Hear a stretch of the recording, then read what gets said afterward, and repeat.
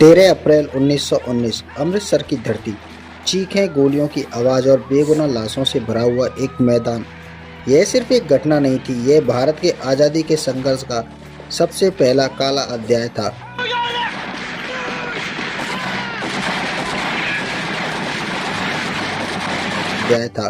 आज हम जानेंगे जलियांवाला बाग हत्याकांड की पूरी सच्चाई। 1919 में भारत अंग्रेजों के शासन में था। पहले विश्व युद्ध के बाद भारत को आज़ादी की उम्मीद थी, लेकिन अंग्रेजों ने उसी समय रॉलेट एक्ट लगा दिया। रॉलेट एक्ट का मतलब था कि बिना मुकदमे की गिरफ्तारी, बिना सबूत के जेल और बोलने और विरोध करने की आज़ादी बिल्कुल खत्म कर दी गई थी। इस कानून का पूरे देश में विरोध किया गया। महात्मा गांधी ने सत्याग्रह आंदोलन शुरू कर दिया था। अमृतसर में तनाव का माहौल था। अमृतसर में दो बड़े नेता डॉक्टर सत्यपाल और डॉक्टर सैफुद्दीन किचलू, दोनों को अंग्रेजों ने गिरफ्तार कर लिया था, जिससे अमृतसर की जनता भड़क गई थी और जगह जगह विरोध होना स्टार्ट हो गए थे।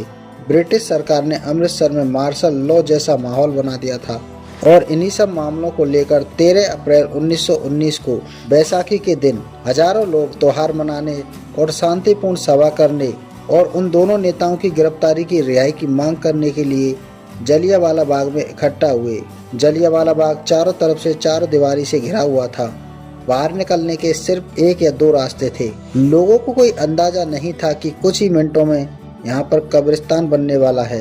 ब्रिटिश अफसर जनरल रेजिनाल्ड डायर ने करीब 90 सैनिकों के साथ वहां पहुंचकर बिना कोई चेतावनी, बिना भीड़ को हटने का मौका दिए सीधे फायर का आदेश दे दिया। लगातार 10 मिनटों तक गोलियां चली। लोग भाग नहीं सके। लोगों में अफरा तफरी मच गई। बच्चे, महिलाएं, बुजुर्ग, कोई नहीं बचा। कुछ लोग जान बचाने के लिए कुएं में कूद गए। जलियांवाला बाग से निकलने का एक भी रास्ता किसी को नजर नहीं आया और धीरे धीरे सभी लोगों ने वहां पर दम तोड़ दिया। सरकारी आंकड़े बताते हैं कि वहां पर 379 लोग मारे गए थे, लेकिन हकीकत यह है कि वहां पर 1000 से भी ज्यादा लोगों की जान गई थी।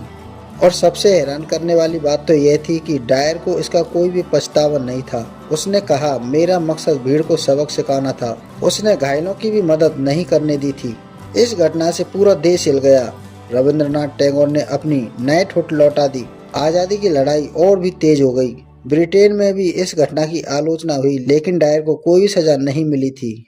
आज जलियांवाला बाग एक राष्ट्रीय स्मारक है, जहां पर शहीदों की दीवार, गोलियों के निशान और वह कुआं जो आज भी इतिहास की गवाही देता है। यह जगह याद दिलाती है कि आज़ादी हमें मुफ्त में नहीं मिली है। जलियांवाला बाग सिर्फ एक बाग नहीं, यह बलिदान, दर्द और साहस की कहानी है। जलियांवाला बाग हत्याकांड के बाद ब्रिटिश सरकार ने हंटर कमीशन बनाया ताकि घटना की जांच हो सके। हंटर कमीशन ने माना कि जनरल डायर ने जरूरत से ज्यादा बल प्रयोग किया, लेकिन उसके बाद भी ना तो उसे जेल हुई और न ही कोई सख्त कार्रवाई। और यही थी ब्रिटिश न्याय की असली सच्चाई। इस घटना के बाद महात्मा गांधी ने असहयोग आंदोलन की नींव रखी। लाखों भारतीयों ने अंग्रेजी सरकार का साथ छोड़ दिया था। आज़ादी अब मांग नहीं, लक्ष्य बन चुकी थी। जलियांवाला बाग ने भारत को सिखाया कि डर से नहीं, एकता से आज़ादी मिलती है। वो लोग हथियार लेकर नहीं आए थे, वो उम्मीद लेकर आए थे।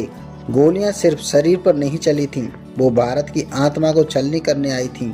हर दीवार पर लगे निशान बताते हैं, जुल्म चाहे कितना भी बड़ा हो, इतिहास उसे कभी माफ नहीं कर सकता। जलियांवाला बाग में मरे लोग सिर्फ शहीद नहीं थे, वो आने वाली आज़ादी की पहली कीमत थे।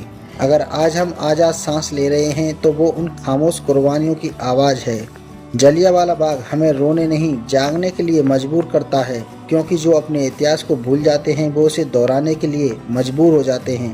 दोस्तों, वीडियो अच्छा लगे तो वीडियो को लाइक करें और चैनल को सब्सक्राइब करें।